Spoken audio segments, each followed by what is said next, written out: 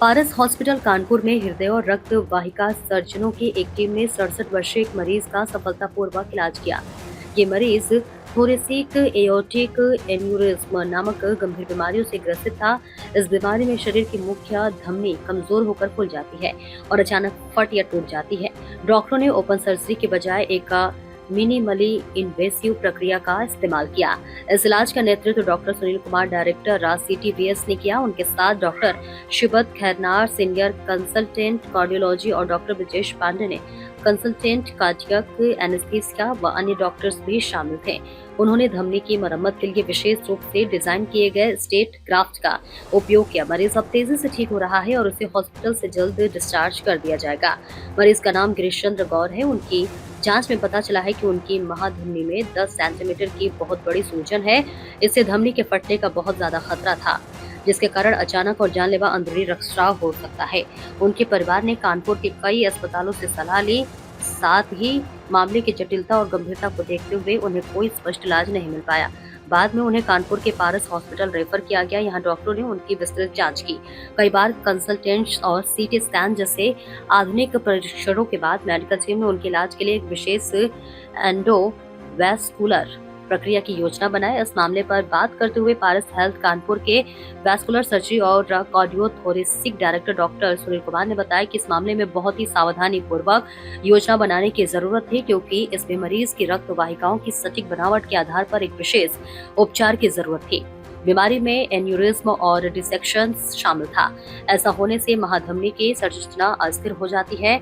हमारा मुख्य लक्ष्य स्टेट ग्राफ्ट को बहुत सावधानी से लगाना था, ताकि वे धमनी के क्षतिग्रस्त हिस्से की पूरी तरह से ढक ले। इसके अलावा मस्तिष्क और अन्य अंगों को खून पहुंचाने वाली महत्वपूर्ण धमनियों में खून का प्रवाह भी सही से बना है। जटिलताओं से बचने और इलाज की दीर्घकालिक सफलता सुनिश्चित करने के लिए इस स्तर की सटीकता बहुत महत्वपूर्ण होती है। मरीज ने इस इलाज पर बहुत अच्छी प्रतिक्रिया दी। Doctor Shibat Khairnar, senior consultant, ने कहा, पारस हॉस्पिटल में हम हृदय रोग से संबंधित सभी प्रकार के जटिल प्रक्रिया का इलाज होता है। इसके साथ ही डॉक्टर ब्रजेश पांडे ने बताया कि इस मामले में एनेस्थीसिया देना बहुत चुनौतीपूर्ण था। इनका अवैक इंट्यूबेशन किया गया। विस्तृत सीटी स्कैन की मदद से डॉक्टर सर्जरी से पहले इस प्रक्रिया की योजना बहुत सावधानी से बना पाए। एंडोवैस्कुलर रिपेयर डॉक्टरों को एक ऐसे जटिल मामलों का इलाज ज्यादा नियंत्रित तरीके से करने में मदद करता है और इससे मरीज जल्दी ही ठीक हो पाता है। हालांकि इसकी सफलता काफी हद तक सही योजना, सही डिवाइस के चुनाव और टीम के अच्छे तालमेल पर निर्भर करती है। यह प्रक्रिया खास तौर पर डिजाइन किए गए स्टेंट ग्राफ्ट को एक छोटे से छेद के जरिए शरीर में डालकर उसे महाधमनी में कमजोर हिस्से तक पहुंचाई गई। यह स्टेंट धमनी के अंदर एक सहारे की तरह काम करता है। ये रक्त प्रभाव को सामान्य बनाए रखने में मदद करता है और क्षतिग्रस्त हिस्से पर पड़ने वाले दबाव को कम करता है, जिससे धमनी के फटने का खतरा कम हो जाता है।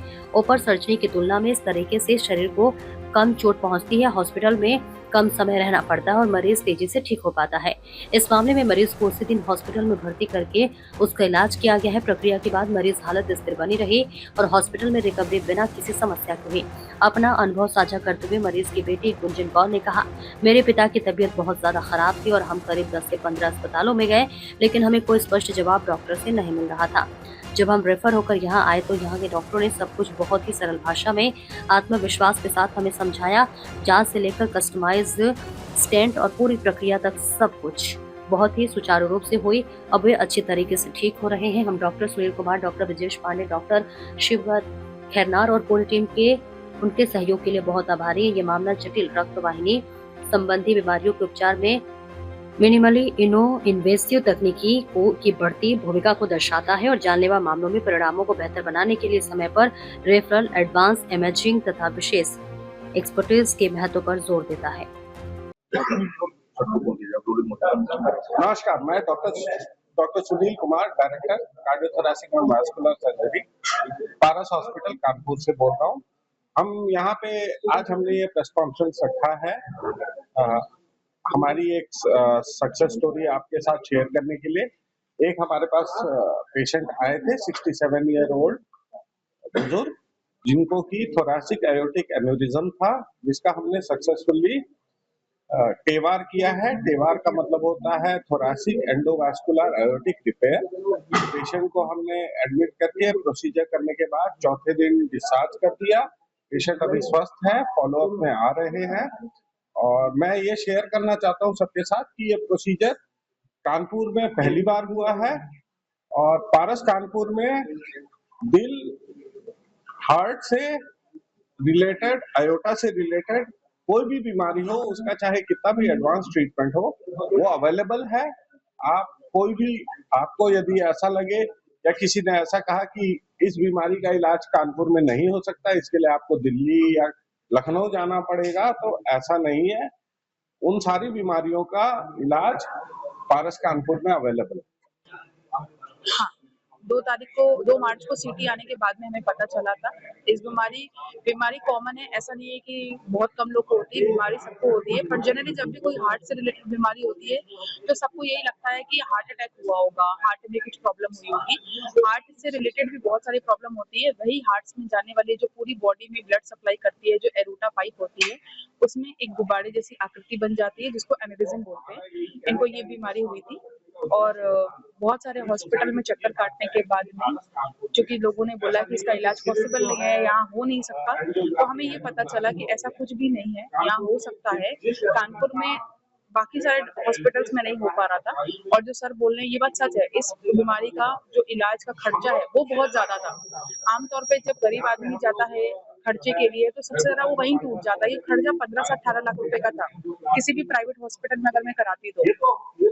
हमें संजय गांधी में भी 8-10 से 12 लाख का खर्चा बोला गया था, जो कि हमारे लिए बड़ा शॉकिंग था क्योंकि वो सरकारी अस्पताल है। लेकिन ये सर्जरी किसी भी इंश्योरेंस में या आयुष्मान कार्ड में कवर नहीं है क्योंकि इसका इम्प्लांट का कॉस्ट बहुत महंगा है। सूचना इंडिया के सभी दर्शकों को बधाई। अब आप सूचना इंडिया देख सकते हैं जियो टीवी चैनल नंबर 4053 पर भी। साथ ही सूचना इंडिया के सभी सोशल प्लेटफॉर्म इंस्टाग्राम, फेसबुक और ट्विटर से जुड़े और पाएं आपके क्षेत्र से जुड़ी हर एक खबर।